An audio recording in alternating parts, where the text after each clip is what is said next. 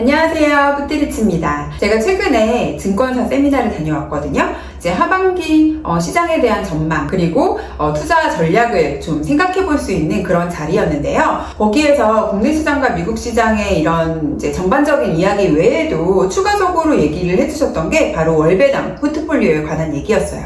그만큼 많은 분들이 매달 우리에게 배당을 주는 월배당 상품에 관심이 정말 많구나. 그래서 이런 시간이 또 별도로 이렇게 만들어 주시는구나 라는 생각이 들었었는데 여러분 어떠세요? 여러분도 많이들 하고 계신가요?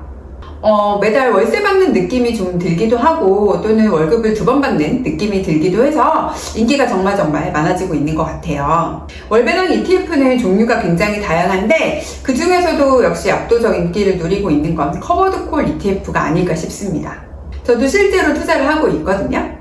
그런데 이 커버드콜 ETF가 누군가에게는 정말 좋은 상품이 될 수도 있는데 또 반대로 나한테는 그닥 재미가 없는데 별론데 마음에 안 드는데 이렇게 생각하실 수 있는 분들도 분명히 계실 거예요. 실제로 제 주변에 커버드콜 ETF에 대한 충분한 이해를 하고 투자를 했음에도 불구하고 막상 해보니까 나랑은 좀 맞지 않는 것 같다 이런 말씀을 하시는 분들이 많이 계시거든요. 이런 얘기를 어떤 분들이 하시는지 오늘은 그 유형을 좀 말씀드려보고 여러분들도 혹시 내가 그 중에 해당이 된다면 굳이 커버드콜 ETF에 투자하지 말고 다른 쪽에 투자를 해야겠다라고 생각하실 수 있잖아요. 그런 생각을 좀 스스로 판단을 하실 수 있도록 말씀을 드려보려고 합니다. 먼저 첫 번째로 굳이 커버드콜 ETF에 투자할 필요가 없고 막상 해보니까 또 재미도 없다 하시는 분들의 유형은 이제 장기적으로 근속을 하실 계획을 갖고 계신 분들이에요. 이게 무슨 얘기냐면 나는 오래오래 회사를 다닐 거야 혹은 나는 내 사업을 오래오래 할 거라서 굳이 이렇게 투자 상품으로 현금 흐름을 만들 필요가 없다 이런 분들이세요. 당장 현금 흐름에 대한 니즈가 별로 크지 않으신 분들이라서 처음에는 좀 재미있게 느끼시더라도 시간이 지나면 지날수록 굳이 내가 이걸 꼭 해야 될까? 이런 생각을 하시더라고요. 그리고 이 커버드콜은 결국은 이제 금융소득으로 잡히게 되고 이것이 종합소득세에 이제 포함이 돼서 세금을 또 불러올 수도 있기 때문에 시간이 지나면 굳이 내가 이거를 왜 해야 되나? 필요 없겠는데? 이렇게들 많이 방향을 꺾으시더라고요. 두 번째는요, 시드가 작으신 분들이에요. 종잣돈이 좀 이렇게 사이즈가 크셔가지고 여러 가지 다양한 투자를 하시고 그 중에 커버드콜 투자도 그래도 좀 규모 있게 하실 수 있는 분들이라면 그러면 거기에서 이제 배당금, 분배금 받아서 또 재투자를 하는 게 굉장히 재미가 있을 수 있거든요. 하지만 이제 전체적으로 시드가 작고 내가 이 커버드콜 ETF에 투자할 수 있는 돈이 100만 원도 안 된다 라고 하면 한 달에 받으시는 분배금이 만 원 왔다 갔다 할 거잖아요. 그러니까 그거 받아서 사실 뭘 하겠어요. 별로 재미가 없겠죠. 처음에는 그것도 굉장히 소중한 분배금이라고 좋아들 하시는데 시간이 지나면 지날수록 다른 이제 주식에 더 투자했으면 더 많은 돈을 벌 수 있었을 텐데 수익을 더 올릴 수 있었을 텐데 이렇게 비교가 되기 시작하면서 조금 흥미를 잃으시더라고요. 그래서 시드가 너무 작은 분들은 제가 생각해도 일단은 성장주나 이런 쪽에 먼저 투자를 하셔서 시드를 좀 키운 다음에 그런 다음에 커버드콜에 투자를 일부 하시는 게 바람직하지 않나 이런 생각이 들었습니다. 그리고 세 번째는요, 기대치가 높으신 분들. 나는 주식에 투자해서 수익률이 매년 이렇게 났으면 좋겠어, 10% 이상 났으면 좋겠어, 이런 분들 계시잖아요. 좀 공격적 투자를 좋아하시는 분들, 그런 분들하고도 이 커버드콜은 잘 맞지 않습니다. 커버드콜은 일부 주식을 보유하는 경우가 요즘은 대부분이고 그리고 나머지 일부로는 파생 상품을 거래를 하면서 거기에서 수익을 내서 그 수익을 우리에게 나눠주기 때문에 여러분이 투자한 금액이 전체가 다 주식을 보유하고 있질 않아요. 그래서 일부는 수익으로 돌아오고 일부는 분배금으로 돌아온다 이렇게 생각을 하시면 되는데 그걸 알고 투자를 했지만 공격적인 성향이 많으신 분들은 계속해서 이 수익률에만 집중을 하시더라고요. 그래서 시장이 이만큼 올라왔는데 왜 커버드콜의 수익률은 거기를 못 따라가지? 라는 생각에서 못 벗어나세요. 그래서 이렇게 이제 눈높이가 좀 높으시고 공격적인 성향이 강하신 분들하고도 그다지 저는 좀 잘 맞지 않는다라는 결론을 내렸습니다. 결국엔 매도를 하시더라고요. 그럴 바에는 차라리 아예 투자를 하지 마시고 본인 성향에 맞는 투자를 더 빨리 하시는 게 훨씬 더 이득이잖아요. 그리고 네 번째는 이제 차근차근 나는 오랫동안 주식시장에 발을 담그고 장기 투자를 할 거야 라고 생각하시는 분들은 이거 잘 맞으실 수도 있어요. 하지만 굳이 필요할까? 라는 생각이 저는 좀 들더라고요. 오랫동안 내가 이제 매달 현금 흐름을 월급이나 아니면 사업소득으로 발생을 시키면서 나는 10년 이상 주식시장에서 주주가 되어서 수익을 낼 거야 라고 하시면 투자를 할 수 있는 시간이 많고 복리효과를 그만큼 더 여러분들이 키울 수 있기 때문에 굳이 커버드콜을 가져가야 될까? 라는 생각이 들어요. 차라리 이렇게 10년 동안 투자를 잘 하셔가지고 수익을 좀 크게 내신 다음에 이제 현금 흐름이 끊길 때쯤에 그때 일부를 커버드콜이나 월배당 ETF들에 투자를 하시는 게 그게 더 맞는 방향이 아닌가라는 생각이 좀 들더라고요. 이렇게 4가지를 말씀을 드려봤어요. 투자에는 정답이 없잖아요. 결국 투자라는 것은 나에게 맞는 투자이냐 아니냐가 가장 중요한 것 같거든요. 그래서 이 부분을 좀 생각하셨으면 좋겠어서 말씀을 드려봤고요. 그러면 이제 뒤집어서 커버드콜이 정말 필요한 사람은 누가 있을까? 이걸 생각해 볼 수 있잖아요. 첫 번째는 은퇴가 코앞이신 분들에게는 저는 굉장히 큰 도움이 좀 될 수 있다라고 생각을 합니다. 어차피 내가 그동안 모아놨던 은퇴자금을 헐어서 생활비를 써야 되는 입장이라면 차라리 그 은퇴자금을 커버드콜에 투자를 해서 거기에서 나오는 돈으로 생활비를 하시면 내가 모아놨던 은퇴자금을 살리면서 거기 이제 생활이 가능해지니까 이런 분들에게는 굉장히 좋은 투자가 될 수 있다라는 생각이 들고요. 두 번째로는 이제 아까랑 반대로 시드가 굉장히 커서 정말 다양한 이제 종목이나 ETF들을 투자를 하실 수 있고 그럼에도 불구하고 여유가 되시는 분에게는 또 커버드콜 투자를 통해서 내가 쓸 수 있는 용돈이나 이런 것들을 또 만들어낼 수 있잖아요. 그런 분들에게도 나쁘지 않은 투자라고 생각합니다. 그리고 세 번째는 이제 매달 생활비가 조금씩 모자라는 분들이 계세요. 한 10만원에서 20만원 사이? 그거보다 좀 더 높을 수도 있겠지만, 이 정도의 돈이 항상 적자가 나서 적금을 깨시는 분들이 꼭 계시거든요. 그럼 이제 적금을 드는 게 의미가 없잖아요. 카드값 메꾸느라고, 항상 적금이나 예금 같은 거를 깨서 이걸 메꾸고 또 다시 새 출발하고 이런 분들이 계세요. 그런 분들이라면 저는 이제 그 빵꾸 나는 금액만큼을 받을 수 있게 계산을 해서 커버드콜에 투자를 딱 해놓고 거기에서 이제 나오는 분배금으로 그걸로 생활비를 하시면 굳이 이제 여러분들이 차근차근 모아가시는 예적금이나 주식이나 이런 거에 손을 안 대도 되니까 그런 분들에게도 좀 괜찮은 상품이 아닐까라는 생각이 듭니다. 저는 지금 실제로 커버드콜 2개를 투자하고 있고요.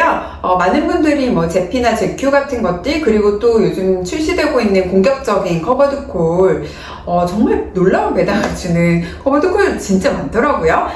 저는 그것보다는 국내에서 상장된 커버드콜 2개를 지금 현재 투자를 하고 있어요. 그리고 거기에서 나오는 분배금으로 이제, S&P 500에 장기 투자를 하려고 차근차근 적립식으로 매수를 하고 있습니다. 당장에 현금 흐름이 꼭 필요한 건 아니니까 일단 이렇게 재투자를 하고 있거든요. 만약에 커버드콜 투자하시는 분 중에 저처럼 굳이 내가 이걸 생활비로 써야 된다, 용돈으로 써야 된다 그런지 않아도 되는 분들이라면 저는 반드시 재투자를 하시라고 말씀드리고 싶어요. 그렇게 하면 수익률을 더 끌어올릴 수 있잖아요.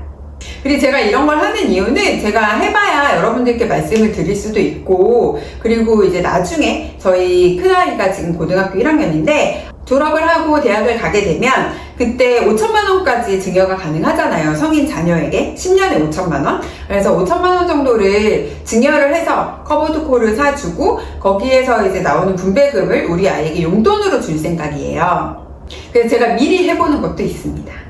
제 주변에는 이런 커버드콜을 활용해서 시부모님 용돈을 드리는 분도 계시더라고요. 그래서 이런 것들이 원래 내 돈 나가야 될 건데 내가 모아놓은 이제 어떤 종잣돈이 있으면 그 종잣돈을 활용해서 내가 벌어온 돈이 아니라 내 월급이 아니라 내 생활비가 아니라 내 돈이 벌어온 돈으로 이렇게 활용을 하실 수가 있는 거죠. 아이들 학원비 많이 나가서 스트레스 받으시는 분들도 많으실 것 같은데 이런 학원비 같은 것들도 좀 미리미리 계획을 세워서 이런 상품을 활용하시면 내 돈이 아니라 내 돈이 벌어온 돈으로 충당할 수 있지 않을까. 그럼 더 좀 마음이 덜 불편하지 않을까요? 우리 아이가 공부를 좀 못하더라도 이 내 돈으로 학원을 보낸 게 아니니까. 그렇죠? 네, 웃자고 해본 말이었습니다, 여러분. 그리고 저희 남편의 퇴직연금에서도 제가 커버드콜 투자를 했는데요. 이 커버드콜에 처음 투자를 했던 게 작년 2024년 3월부터 했더라고요. 3월에 하고 6월에도 일부 사고 그리고 11월에도 약간의 추가 매수를 하고 올해 2월에도 또 좀 살짝 제가 샀더라고요. 거래 내역을 봤더니 이렇게 샀는데 현재 커버드콜의 수익률이 13% 정도 나오고 있어요. 그러니까 커버드콜이라고 해서 항상 그 원금을 깎아먹는 건 아니고 그리고 쌀 때 조금 더 샀더니 이렇게 현재도 수익이 잘 나오고 있거든요. 그래서 이것도 운용하기 나름인 것 같습니다. 그동안 받았던 분배금까지 합한다면 수익률은 더 올라가겠죠. 여러분이 커버드콜의 수익률을 계산하실 때는 꼭 그 찍혀있는 숫자만 보지 마시고 내가 그동안 받았던 분배금도 같이 합해서 좀 계산을 해보시는 게 더 좋을 것 같아요. 커버드콜이 보통은 작게는 한 7%에서 10%, 15%까지 이제 분배금을 주는 것을 목표로 하고 있는 상품들이 굉장히 많아요. 그래서 이제 이거에 좀 재미가 들리시면 여기에만 또 올인을 하시는 분들이 굉장히 많이 계시더라고요. 하지만 이제 이렇게 해서 받으시는 분배금은 다 여러분의 금융소득이 됩니다. 내가 2천만 원을 초과해서 분배금을 받으면 금융소득 종합과세 대상자가 되고 때에 따라서는 세금이 더 나올 수 있다. 이걸 반드시 알고 계셔야 되고요. 역시 이렇게 금융소득이 2천만 원이 넘어가면 또 건강보험료도 추가로 여러분들 더 부담하셔야 되거든요. 저는 직장에서 이미 내고 있는데요 라고 하시는 분들도 내셔야 됩니다. 이 종합소득세는 한 번 내고 그냥 끝나지만 건강보험료는 매달 나오는 거라서 여러분들이 이 부분을 미리 감안하지 않고 계시면 나중에 좀 깜짝 놀라실 수 있어요. 그래서 커버드콜 너무 꿀이다 이렇게 생각하셔가지고 막 1년에 몇 천만 원씩 1억 이상 막 이렇게 받게끔 투자를 막 하시면 나중에 이제 깜짝 놀라실 수 있습니다.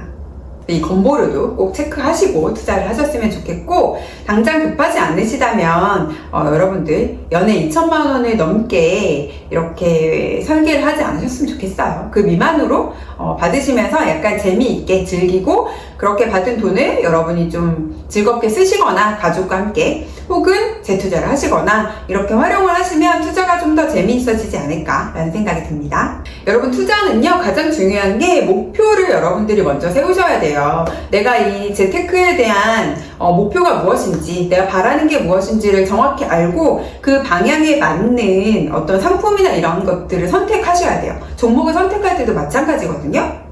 예를 들면 2배 레버리지, 3배의 레버리지 이런 것들은 트레이딩용이지 장기 투자에는 적합하지 않아요. 그런데 이런 상품을 장기 투자를 하겠다는 목적으로 이제 투자를 하시거나 그럼 잘 맞지 않으시겠죠. 약간은 샀다가 팔았다가를 해줘야 되는 상품들이니까요. 그리고 이런 커버드콜 같은 경우는 사실상 수익률보다는 현금 흐름을 발생시키는 게 더 주된 목적인데 이것보다 오히려 수익률에만 더 이제 여러분들이 중요하게 생각하시는 분들이라면 이것도 역시 맞지 않고요.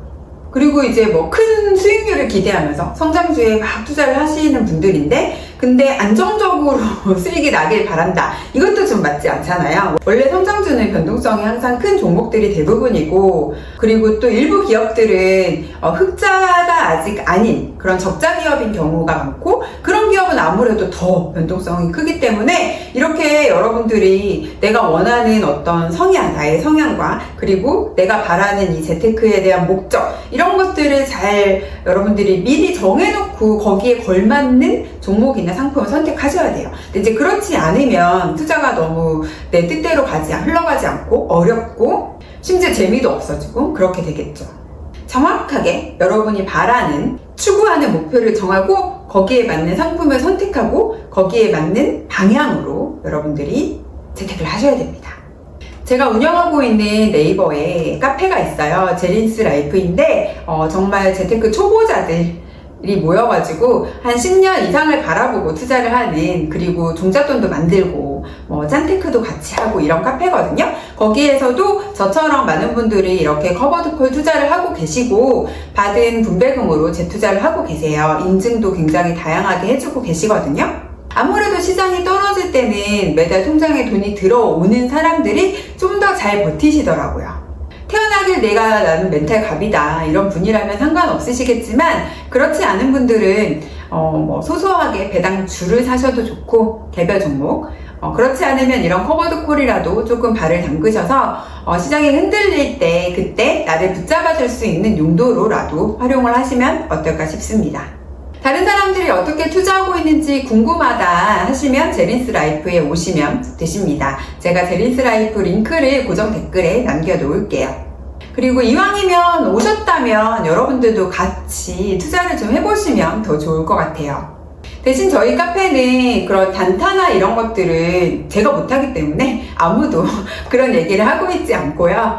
정말 장기적인 마인드로 투자를 하시는 분들이 모여있는 곳이에요. 그래서 정말 기본적으로 그런 투자에 대한 마인드를 좀 갖추고 싶고 혹은 나는 가지고 있다 하시는 분들이 오셔서 긴 호흡으로 함께 갔으면 좋겠습니다.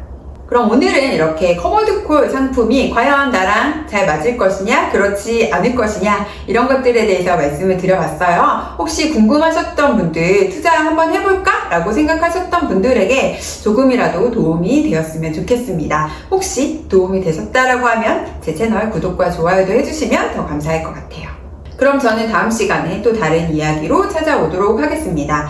다음 시간에는 제가 가지고 있는 종목들의 포트폴리오를 일부 좀 공개를 해볼까 생각하고 있습니다. 요거 궁금하신 분들도 구독해 놓으시면 더 좋겠죠? 네. 그럼 다음 주에 여러분 다시 만나 뵙도록 하겠습니다. 감사합니다, 여러분.